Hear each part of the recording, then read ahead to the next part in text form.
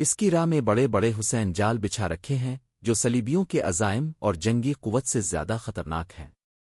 مصر میں صلاح الدین ایوبی کا استقبال جن زوما نے کیا ان میں ناجی نام کا ایک سالار خصوصی اہمیت کا حامل تھا۔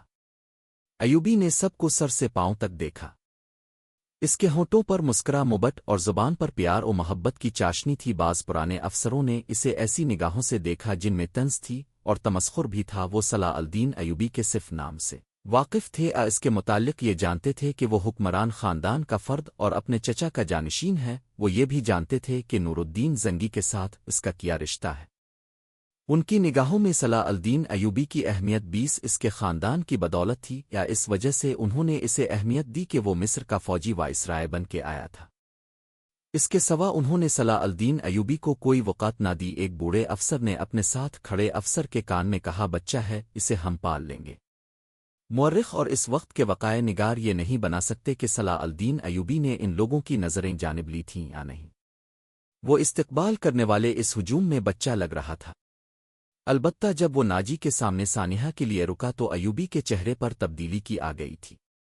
وہ ناجی سے ہاتھ ملانا چاہتا تھا، لیکن ناجی جو اس کے باپ کی عمر کا تھا سب سے پہلے درباری خوشامدیوں کی طرح جھکا، پھر ایوبی سے بغل گیر ہو گیا۔ اس نے ایوبی کی پیشانی چوم کر کہا، میرے خون کا آخری قطرہ بھی تمہاری جان کی حفاظت کے لیے بھیگا، تم میرے پاس زنگی اور شہرووں کی امانت ہو۔ میری جان عظمت اسلام سے زیاد قیمتی نہیں۔ صلاح الدین ایوبی نے تاجی کا ہاتھ چوم کر کہا، محترم، اپنے خون کا ایک ایک قطرہ سنبھال کر رکئی صلیبی سیاہ گھٹاؤں کی مانند چھا رہے ہیں۔ میری جان عظمت اسلام سے زیاد قیمتی نہیں۔ صلاح الدین ایوبی نے تاجی کا ہاتھ چوم کر کہا، محترم، اپنے خون کا ایک ایک قطرہ سنبھال کر رکئی صلیبی سیاہ گھٹاؤں کی مانند چھا رہے ہیں۔ ناجی جواب میں صرف مسکرا، جیسے صلاح الدین ایوبی نے کوئی لطیفہ سنایا ہو۔ صلاح الدین ایوبی اس تنجر بیکار سالار کی مسکرا نیٹ کو غالباً نہیں سمجھ سکا۔ ناجی فاطمی خلافت کا پروردہ سالار تھا۔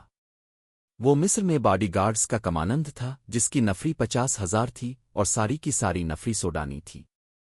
یہ فوج اس دور کے جدید ہتھیاروں سے مسلح تھی، اور یہ فوج ناجی کا مختیار بن گئی تھی، جس کے زور پر وہ بے تاج بادشاہ بنا بیٹھا تھا۔ وہ سازشوں اور مفاد پرستی کا دور تھا۔ اسلامی دنیا کی مرکزیت ختم ہو چکی تھی۔ صلیبیوں کی بھی نہایت دلکش تخریب کاریاں شروع ہو چکی تھیں۔ زرپرستی اور تعیش کا دورہ تھا۔ جس کے پاس ذرا سی بھی طاقت تھی، اسے وہ اپنے اقتدار کے تحفظ کے لیے اور دولت سمیٹنے کے لیے استعمال کرتا تھا۔ سوڈانی باڈی گارڈز فوج کا کمانڈر نامی منصر میں حکمرانوں اور دیگر سربراہوں کے لیے دہشت بنا ہوا تھا۔ خدا نے اسے سازش ساز دماغ دیا تھا۔ اسے اس دور کا بادشاہ ساز کہا جاتا تھا۔ بنانے اور بگاڑنے میں خصوصی مہارت رکھتا تھا۔ اس نے صلاح الدین ایوبی کو دیکھا تو اس کے چہرے پر بالکل اسی طرح مسکراہٹ آ گئی جس طرح کمزور سی بھیڑ کو دیکھ کو بھیڑیے کے دانت نکل آتے ہیں۔ الفار بھی اس زہرخند کو نہ سمجھ سکا۔ اس کے لیے سب سے زیادہ اہم آدمی ناجی ہی تھا، کیونکہ وہ 50,000 باڈی گارڈز کا کمانڈر تھا اور صلاح الدین کو اس فوج کی ضرورت تھی۔ صلاح الدین ایوبی سے کہا گیا کہ حضور بڑی لمبی مسافت سے تشریف لائے ہیں، پہلے آرام کر لیں، تو اس نے کہا، میرے سر پر جو دستار رکھ دی گئی ہے میں اس کے اہل نہ تھا۔ اس دستار نے میرا آرام اور میری نیند ختم کر دی ہے۔ کیا اب حضرات مجھے اس چھت کے نیچے نہیں لے چلیں گے جہاں میرے فرائض میرا انتظار کر رہے؟ کیا تصور کام سے پہلے طعام پسند نہیں فرمائیں گے؟ اس کے نائب صلاح الدین ایوبی نے کچھ سوچا اور ان کے ساتھ چل پڑا۔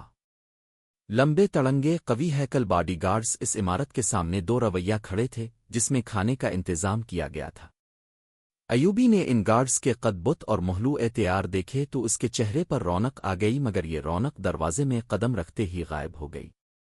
وہاں 4 نوجوان لڑکیاں جن کے جسموں میں زہد شکن چک اور شانوں پر بکھرے ہوئے ریشمی بالوں میں قدرت کا حسن سمویا ہوا تھا، ہاتھوں میں پھولوں کی تکوہے سے بھری ہوئی خوشنما ٹوکریاں اٹھائے کھڑی تھیں۔ انہوں نے صلاح الدین ایوبی کے راستے میں پتیاں بکھیرنی شروع کر دیں۔